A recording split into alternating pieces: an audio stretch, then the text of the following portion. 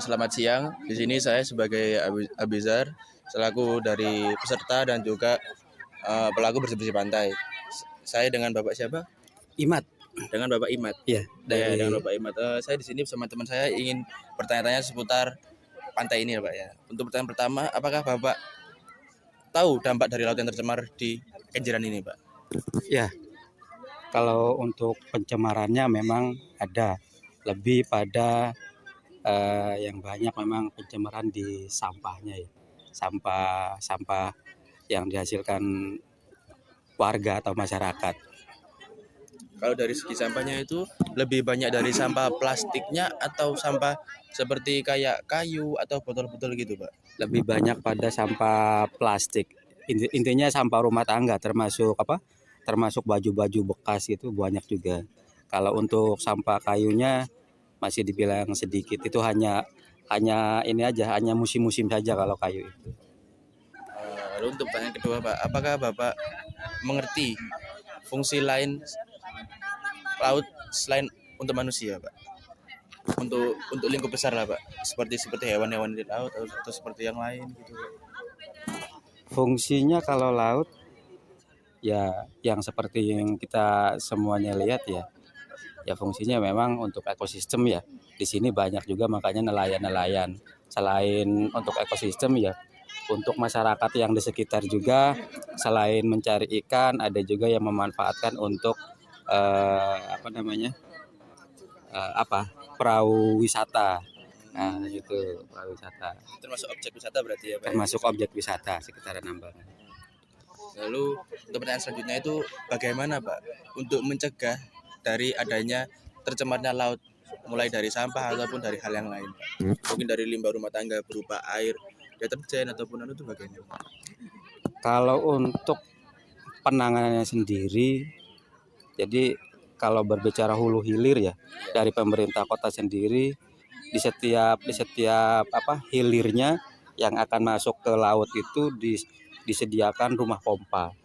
Rumah pompa itu nanti yang menyaring.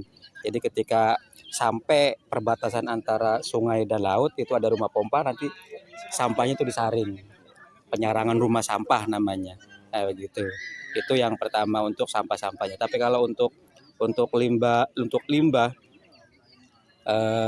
ini sering sih ada teman-teman baik dari mahasiswa atau aktivis lingkungan yang meneliti tentang kandungan yang ada di sungai atau di lautnya. Tapi alhamdulillah kalau untuk pencemaran-pencemaran yang dari bahan-bahan kimia itu masih relatif sedikit. Bukan tidak ada tapi nggak terlalu inilah.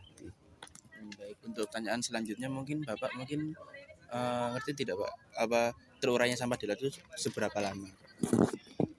Kalau sampah di laut terurainya bisa dikatakan ini lama juga ya. Kalau untuk plastik itu sulit untuk ini terurainya. Permisi ya Pak, ini saya bagikan pamflet nih. Iya. Ya. Untuk pencegahan dari sampahnya tersebut. Kalau plastik 10 sampai 20 tahun. Ya. Karena memang sulit diurainya kalau sudah masuk di laut itu. Apalagi plastik yang namanya kayu aja kalau sudah masuk kayu sudah masuk laut itu tambah ini semakin kuat ininya. Istilahnya apa namanya? Seratnya itu. Ya, seratnya itu. Semakin Atau kuat. kadarnya itu lah semakin kuat gitu, semakin keras gitu. Itu. Lalu kemudian ini, Pak, apakah Bapak tahu hal yang membahayakan lain di laut selain sampah? Mungkin dari dari ancaman lain mungkin ya seperti kayak limbah-limbah lain gitu, Pak. Mungkin ada yang seperti kayak yang kayak buang tinja atau gitu. Kalau untuk lautnya, kalau untuk kayak begitu tidak ada ya.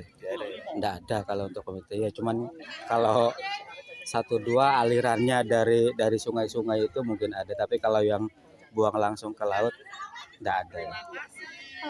Untuk pendapatnya aja ya Pak ya. Ini kan saya membuat pamflet ya atau selebaran nanti yang bakal dibagiin ke pengunjung dan juga volunteer.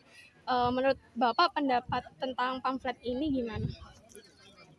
Alhamdulillah ya sangat bagus ya, karena sebagai pembelajaran atau edukasi terhadap warga ataupun masyarakat supaya tidak membuang sampah baik di sungai ataupun ke laut.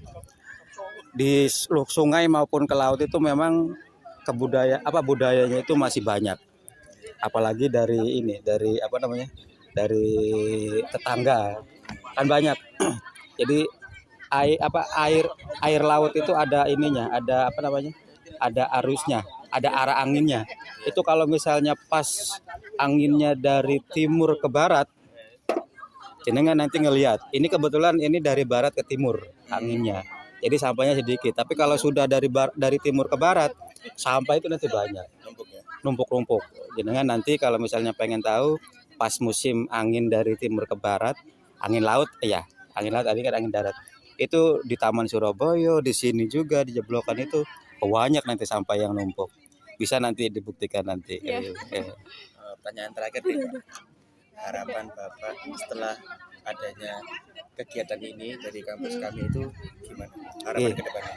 Harapan saya secara pribadi ataupun dari pemerintah Kota Surabaya dalam hal ini Dinas Lingkungan Hidup ya, program-program atau kegiatan-kegiatan ini kita berharap jangan berhenti sampai di sini, tapi berkelanjutan karena siapa lagi yang bisa ngawal ataupun memberikan edukasi selain dari pemerintah kalau bukan dari bantuan teman-teman mahasiswa yang memang tugasnya juga selain belajar memberikan pendampingan juga ke masyarakat kan gitu. Nanti kan ada mata kuliahnya abdi masyarakat kan gitu ya.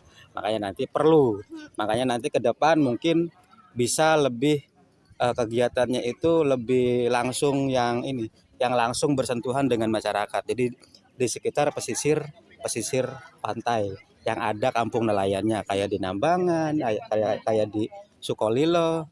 Itu sama juga banyak sampahnya. Itu mungkin ke depan bisa mengarah ke situ. Jadi biar langsung bersentuhan dengan masyarakat nantinya. Mungkin sekian pertanyaan saya dan teman saya. Nggih. Mungkin terima kasih banyak Pak